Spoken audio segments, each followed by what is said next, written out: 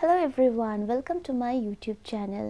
আজকে আমি অনেক দিন পরে ভিডিও বানাচ্ছি বিকজ আমি এখন লন্ডনে শিফট করেছি অ্যান্ড তার জন্য আমার একটু সময় লেগে গেল। এখানে আমি ভালো করে সেট আপ করেও উঠতে পারিনি অ্যান্ড আমি এখন হোটেল রুমে আছি আর সেখান থেকে ভিডিও বানানোর চেষ্টা করছি। বোর্ড নেই আমার কাছে, সো আমি মুখে মুখেই এক্সপ্লেন করব। তোমাদের যদি কোনো রকম কোনো সমস্যা হয় আমাকে কমেন্ট করে অবশ্যই জানিও অ্যান্ড আমি সেটাকে সলভ করার চেষ্টা করব। And so let's get into the topic. আমরা লাস্ট যে চ্যাপ্টারটা পড়ছিলাম সেটা হচ্ছে ব্যাংক ব্যবস্থাটাই আমি আজকে কন্টিনিউ করব। তো ব্যাংক ব্যবস্থার আরেকটা মোস্ট ইম্পর্টেন্ট টপিক সেটা হলো কেন্দ্রীয় ব্যাংকের ঋণ নিয়ন্ত্রণ পদ্ধতি। কেন্দ্রীয় ব্যাংক কীভাবে কেন্দ্রীয় ব্যাংক কীভাবে আমাদের অর্থ ব্যবস্থাতে ঋণ নিয়ন্ত্রণ করে, বেশি ঋণ যাতে দেওয়া না হয়ে যায় বা যাতে কম ঋণ দেওয়া না হয়ে যায়। দুটোতেই প্রবলেম আছে, বেশি ঋণ দিলেও প্রবলেম আছে, আবার কম ঋণ দিলেও প্রবলেম আছে। সো এই ঋণটাকে কীভাবে কন্ট্রোল করবে সেন্ট্রাল ব্যাংক বা কেন্দ্রীয় ব্যাংক, সেটা নিয়ে আমরা আজকে আলোচনা করব। ওকে, সো আমরা জানি যে আমাদের ব্যাংকিং স্ট্রাকচারটা কেমন। সবার ওপরে থাকে কেন্দ্রীয় ব্যাংক বা কমার্শিয়াল ব্যাংক, সেন্ট্রাল ব্যাংক, কেন্দ্রীয় ব্যাংক বা সেন্ট্রাল ব্যাংক। সেন্ট্রাল ব্যাংকের নিচে থাকে কি, সেন্ট্রাল ব্যাংকের নিচে অনেকগুলো বাণিজ্যিক ব্যাংক থাকে, যেরকম হয়ে গেল SBI, যেরকম হয়ে গেল ICICI, যেরকম হয়ে গেল HDFC, ঠিক আছে, আরও বিভিন্ন রকমের ব্যাংক থাকে। সবার উপরে কেন্দ্রীয় ব্যাংক কাকে বলি আমরা? RBI-কে, মানে রিজার্ভ ব্যাংক অফ ইন্ডিয়াকে বলি।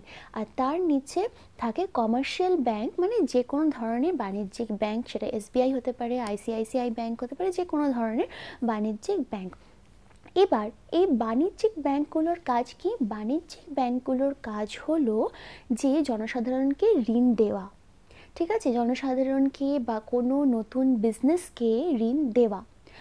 আর ঋণ এমন একটা জিনিস যেটা বেশি দিলেও প্রবলেম, কম দিলেও প্রবলেম, ঠিক আছে। তো এই ঋণটাকে, মানে বাণিজ্যিক ব্যাংকগুলো কতটা পরিমাণ ঋণ দেবে কমার্শিয়াল কোনো ব্যক্তিকে বা কোনো বিজনেসকে, সেটাকে নিয়ন্ত্রণ করে কি? RBI ঠিক করে দেয় যে কমার্শিয়াল ব্যাংকগুলো, মানে নিচে যারা রয়েছে, ঠিক আছে, মানে বাণিজ্যিক ব্যাংকগুলো কতটা পরিমাণ ঋণ দেবে। কেন্দ্রীয় ব্যাংক বা সেন্ট্রাল ব্যাংক কন্ট্রোল করতে পারে যে বাণিজ্যিক ব্যাংকগুলো, মানে নিচে যারা রয়েছে তারা কতটা পরিমাণ লোন দেবে, সেটাই কন্ট্রোল করতে পারে। এটা কন্ট্রোল করার জন্য দুটো মেথড অ্যাপ্লাই করা হয়। ফার্স্ট মেথডটা হচ্ছে পরিমাণগত ঋণ নিয়ন্ত্রণ পদ্ধতি, আর সেকেন্ড মেথডটা হচ্ছে গুণগত ঋণ নিয়ন্ত্রণ পদ্ধতি। তো পরিমাণগত ঋণ নিয়ন্ত্রণ পদ্ধতিকে আবার 3 ভাগে ভাগ করা যেতে পারে। ফার্স্ট হচ্ছে ব্যাংক রেট, সেকেন্ড হচ্ছে খোলা বাজারে কার্যকলাপ, আর তৃতীয় হচ্ছে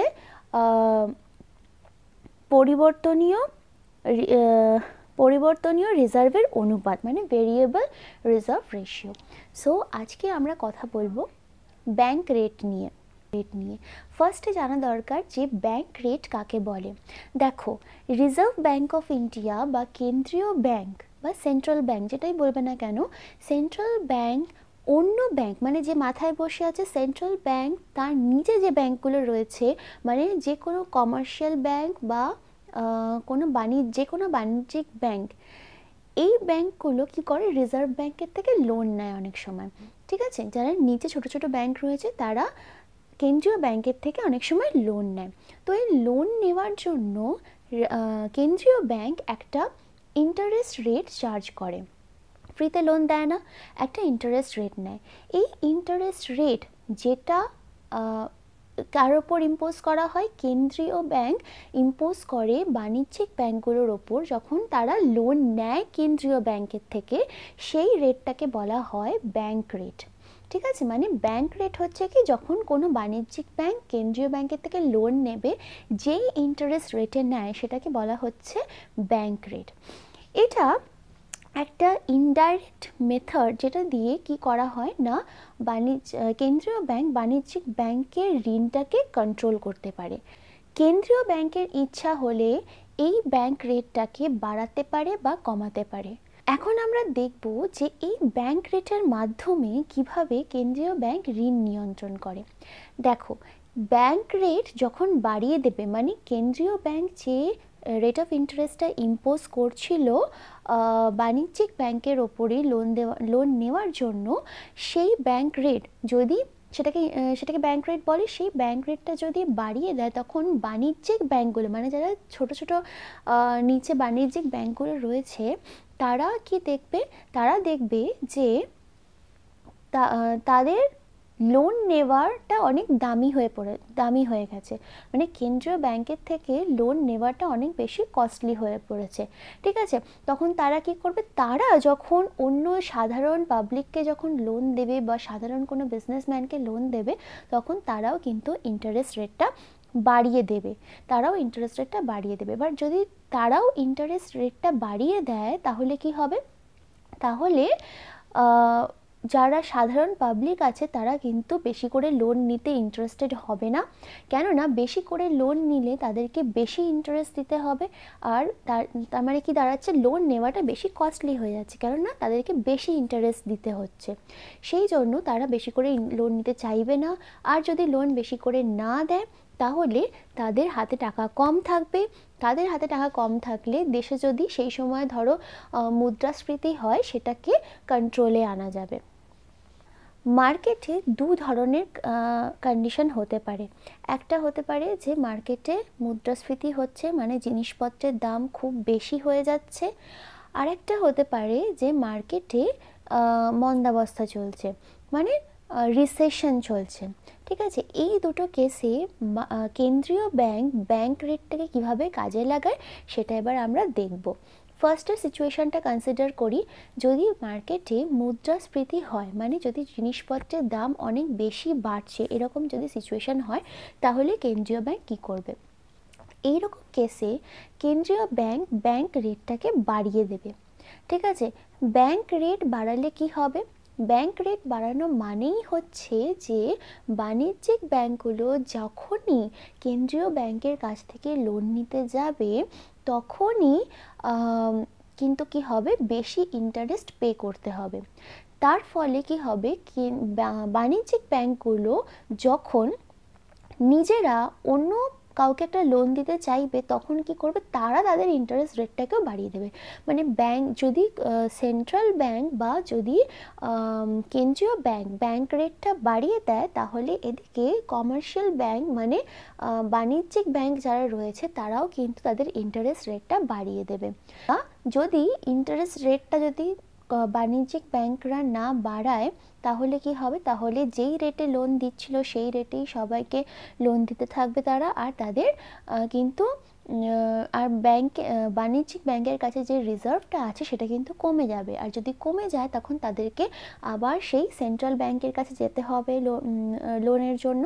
আর সেন্ট্রাল ব্যাংকের কাছে যদি লোনের জন্য যায়, তখন তাদেরকে অনেক চড়া সুদে কিন্তু লোনটা নিতে হবে। সেই জন্য বাণিজ্যিক ব্যাংক যখন দেখবে যে ব্যাংক রেটটা বেড়ে গেছে, তখন কিন্তু তাদের নিজস্ব ইন্টারেস্ট রেট যেটা আছে সেটাকেও বাড়িয়ে দেবে। যখন বাণিজ্যিক ব্যাংক নিজস্ব ইন্টারেস্ট রেটটাকে বাড়িয়ে দেবে, তখন কিন্তু শুধুমাত্র সেই লোকেরাই বাণিজ্যিক ব্যাংকের কাছে লোন নিতে আসবে যারা কিন্তু খুব প্রয়োজনে আছে। সবাই কিন্তু আসবে না লোন নিতে, কেননা লোনের ইন্টারেস্ট রেটটা অনেক বেশি। তো যাদের খুবই প্রয়োজন তারাই একমাত্র আসবে, যার ফলে কি হবে, লোকজনদের হাতে একটা লিমিটেড টাকা থাকবে। লোন দেওয়া মানে কি, লোন দেওয়া মানে লোকের হাতে প্রচুর পরিমাণে টাকা চলে আসছে, ক্যাশ চলে আসছে।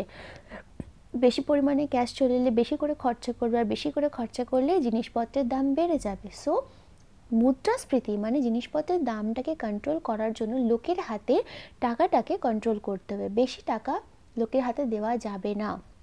সো এই জন্য কী করবে, ব্যাংক রেট মানে ব্যাংক যখন বাণিজ্যিক ব্যাংকগুলো যখন নিজের ইন্টারেস্ট রেটটা বাড়িয়ে দেবে, তখন লোকের হাতে কম টাকা থাকবে, কেননা তারা কম করে লোন নেবে।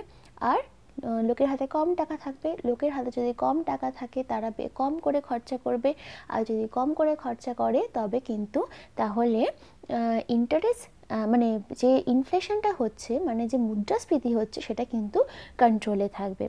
ঠিক আছে, এটা হচ্ছে যখন মুদ্রাস্ফীতি হবে সেই কেসে কি করবে, ব্যাংক রেটটা বেড়ে যাবে। এখন আমরা দেখব যে যদি মার্কেটে মন্দাবস্থা চলে, মানে যদি ধরো রিসেশন চলছে, সেরকম অবস্থায় কি হবে। এইরকম অবস্থায় কি হয়, লোকের কাছে হাতে টাকা থাকে না বলে তারা জিনিসপত্র কিনতেও পারে না, আর জিনিসপত্র কিনতে পারে না বলে জিনিসপত্রের দাম ক্রমশ কমতে থাকে, আর ইকোনমিটা আমাদের একটা ডাউন সাইডে পড়তে থাকে। তো এইটাকে আরবিআই ব্যাংক রেট দিয়ে কন্ট্রোল করতে পারে কিভাবে। ব্যাংক রেট তখন মন্দাবস্থার সময় ব্যাংক রেট, সেন্ট্রাল ব্যাংক মানে কেন্দ্রীয় ব্যাংক রেটটাকে কমিয়ে দেয়। ব্যাংক রেট কমিয়ে দিলে কি হবে না, কমার্শিয়াল ব্যাংক যারা রয়েছে, মানে বাণিজ্যিক ব্যাংক যারা রয়েছে, তারাও তাদের ইন্টারেস্ট রেটটাকে কমিয়ে দেবে। ইন্টারেস্ট রেট যখনই কমে যাবে তখনই কি হবে, তখনই মানে মানুষের লোন নেওয়ার টেন্ডেন্সিটা বেড়ে যাবে, বেশি করে লোন নিতে চাইবে। বেশি করে লোন নিলে লোকের হাতে বেশি করে টাকা যাবে, আর বেশি করে টাকা যদি যায় তাহলে তারা বেশি করে জিনিসপত্র কিনবে, আর জিনিসপত্রের দাম আস্তে আস্তে বাড়তে থাকবে। ঠিক আছে, সো ব্যাংক রেটের দ্বারা ইনডাইরেক্টলি কিন্তু কন্ট্রোল করা যেতে পারে ইকোনমিতে যখন মন্দাবস্থা চলবে বা যখন মুদ্রাস্ফীতি চলবে। এটা ডাইরেক্টলি কন্ট্রোল করা যায় না, কিন্তু ইনডাইরেক্টলি কন্ট্রোল করা যেতে পারে। এখন আমরা বুঝলাম যে ব্যাংক রেট কাকে বলে আর এটা কিভাবে কাজ করে। এবার দেখো, ব্যাংক রেট কিন্তু ব্যাংক রেটের কিছু সীমাবদ্ধতা আছে।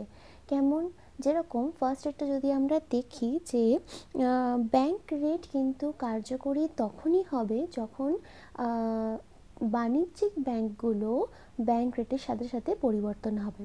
মানে ব্যাংক রেট যদি বাড়ে, বাণিজ্যিক ব্যাংক যেগুলো আছে সেগুলো যদি তাদের নিজের ইন্টারেস্ট রেট বাড়ায় তবেই কিন্তু ব্যাংক রেট কাজ করবে। আর যদি ব্যাংক রেট কমে, বাণিজ্যিক ব্যাংকগুলোরও কিন্তু নিজস্ব ইন্টারেস্ট রেটকে কমাতে হবে। মানে ব্যাংক রেট বাড়লে বাণিজ্যিক ব্যাংকের ইন্টারেস্ট রেট বাড়বে, ব্যাংক রেট কমলে বাণিজ্যিক ব্যাংক ইন্টারেস্ট রেট কমবে, তাহলেই একমাত্র কাজ করবে আর এটার যে গোল সেটাকে অ্যাচিভ করা যাবে। কিন্তু যদি বাণিজ্যিক ব্যাংকগুলো ব্যাংক রেটের সাথে সাথে নিজেদের ইন্টারেস্ট রেট চেঞ্জ না করে তাহলে কিন্তু কোনো রকম কোনো পরিবর্তন হবে না, আর ব্যাংক রেট কমানো বা বাড়ানোর যে মোটিভ সেটা কিন্তু ফুলফিল হবে না। ঠিক আছে, সেকেন্ড একটা প্রবলেম যেটা আমরা দেখছি সেটা হচ্ছে ব্যাংক রেট কিন্তু সরাসরি কাজ করে না। মানে এই যে ইকোনমিতে মুদ্রাস্ফীতি হচ্ছে বা মন্দাবস্থা আসছে, এটাকে কিন্তু ব্যাংক রেট সরাসরি কন্ট্রোল করতে পারছে না। ব্যাংক রেট বাড়ছে কমছে, তার ফলে কমার্শিয়াল ব্যাংক বা বাণিজ্যিক ব্যাংক নিজের ইন্টারেস্ট রেট বাড়াচ্ছে কমাচ্ছে, সেটার কারণে মুদ্রাস্ফীতি বা মন্দাবস্থায় কন্ট্রোল করা যাচ্ছে। ব্যাংক রেট কিন্তু সরাসরি কন্ট্রোল করতে পারছে না। ঠিক আছে, আচ্ছা, নেক্সট বলছে যে কেন্দ্রীয় ব্যাংক যদি ব্যাংক রেট বাড়িয়ে দেয়, বাণিজ্যিক ব্যাংকগুলো কিন্তু তাদের ইন্টারেস্ট রেট বাড়াবে, এরকম কিন্তু কোনো বাধ্যতামূলক কোনো ব্যাপার নেই। ঠিক আছে, এটা কমার্শিয়াল ব্যাংক বা বাণিজ্যিক ব্যাংকের পুরোপুরি নিজস্ব ব্যাপার যে কেন্দ্রীয় ব্যাংক যদি ব্যাংক রেট বাড়ায় তারা তাদের নিজস্ব ইন্টারেস্ট রেট বাড়াবে কি বাড়াবে না। ঠিক আছে, নেক্সট একটা প্রবলেম হচ্ছে যে এই ব্যাংক রেট দিয়ে খালি মাত্র ব্যাংকিং ব্যবস্থার মধ্যে যে লোনটা দেওয়া হচ্ছে সেইটাকেই একমাত্র কন্ট্রোল করা যেতে পারে। কিন্তু আমরা জানি যে ব্যাংক ব্যবস্থা ছাড়াও আরও অনেক ইনস্টিটিউশন আছে যারা লোন দেয়, আর তাদের কিন্তু তারা যে ইন্টারেস্ট রেটে লোন দিচ্ছে সেটাই কিন্তু কন্ট্রোল করা যায় না। ব্যাংক রেট বাড়লো বা কমলো তাদের কিন্তু কিছু যায় আসে না, তারা নিজের মতো করেই ইন্টারেস্ট রেটে লোন দেয়।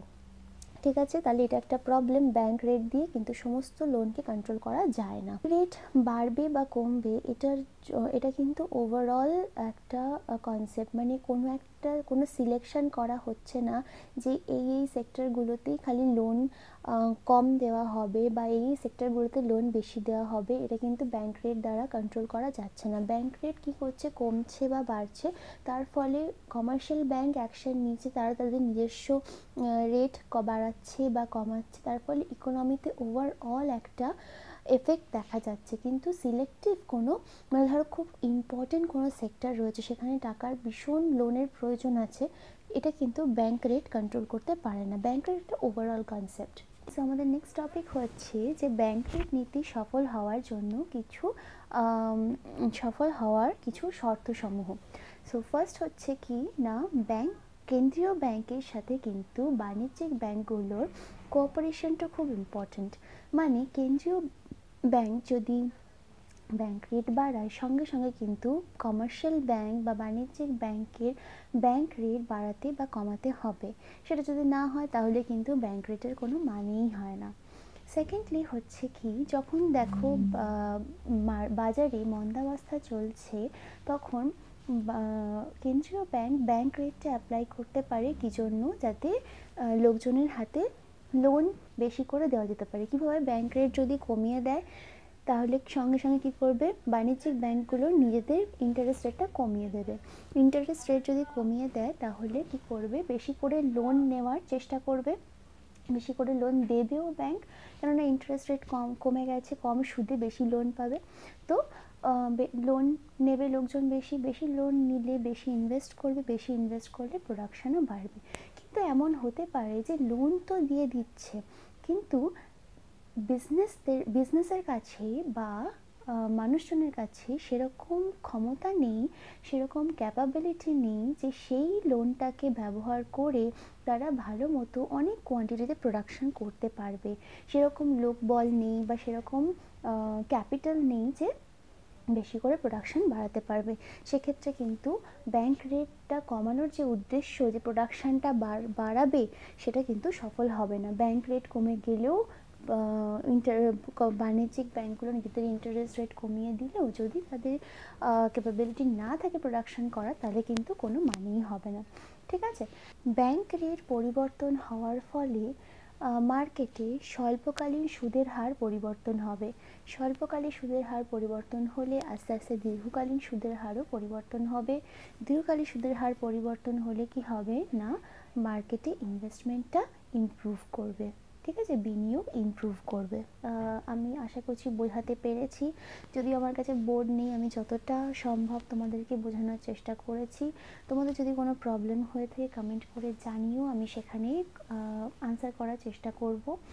আর থ্যাঙ্কস ফর ওয়াচিং। আর ভিডিওটাকে লাইক, শেয়ার, কমেন্ট অবশ্যই করো, আর বন্ধুদের সাথে বেশি করে শেয়ার করো যাতে চ্যানেলটা আরও বেশি গ্রো করে।